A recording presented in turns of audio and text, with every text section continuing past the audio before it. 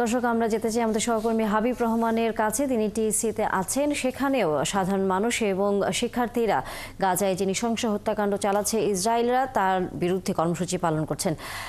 হাবিব রহমান, সেখানকার শিক্ষার্থী এবং সাধারণ মানুষ কি বলছেন এই কর্মসূচিতে অংশ নিয়ে? তানিয়া, আপনি জানেন যে এখানে মূলত গেল কয়েকদিন ধরে ইসরায়েলে যে নির্বিচারে ফিলিস্তিনের উপর হামলা করেছে, সে হামলার প্রতিবাদে বাংলাদেশের সকল শ্রেণীর মানুষ, শিক্ষার্থী, শিক্ষক, স্কুল কলেজে তারা কিন্তু এই ফিলিস্তিনিতে যে হত্যা চালানো হয়েছে নির্বিচারে গণহত্যা, তার প্রতিবাদে আজকের এই বিক্ষোভ মিছিল, সমাবেশ, প্রতিবাদ সমাবেশ, যেগুলি আমরা এই কর্মসূচিগুলো পালন করছি। একটি বিষয় বলে রাখি যে এই সংকট দীর্ঘদিনের, তারপর কিন্তু সমাধান হচ্ছে না, এবং আমরা যেটি দেখেছি যে এক ধরনের অমানুষিক যে হামলা চালিয়ে সাধারণ নিরীহ মানুষকে ফিলিস্তিনিতে হত্যা করা হয়েছে, গণহত্যা করা হয়েছে, শিশুদেরকে গণহত্যা করেছে।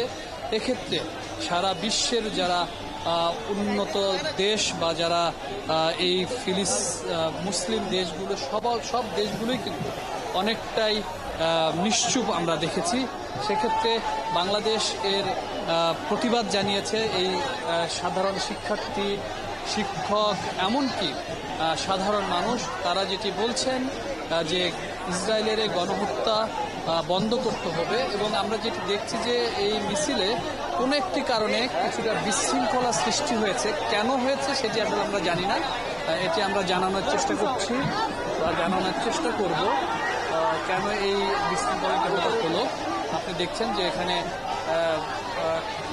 হাতাহাতি পর্যায়ে একটি অবস্থা তৈরি হয়েছে। তবে কী কারণে হয়েছে সেটি আমরা জানার একটু চেষ্টা করবো কিছুক্ষণ পরে। দেখতে পাচ্ছেন, আমরা একটু আলোচনা করতে চাই যে যেহেতু এই ফিলিস্তিনির এই হত্যার প্রতিবাদে সারা বিশ্বেই কিন্তু ফিলিস্তিনির এই হত্যার প্রতিবাদে মানুষ রাস্তায় নেমেছে, এবং যেটি এখান থেকে যারা এই বিক্ষোভ সমাবেশ করছে তারা যেটি বলছেন যে যুক্তরাষ্ট্রের মদদে ইসরায়েল ফিলিস্তিনের উপরে এই নির্বিচারে হত্যা চালিয়ে মানুষ হত্যা করেছে। সেক্ষেত্রে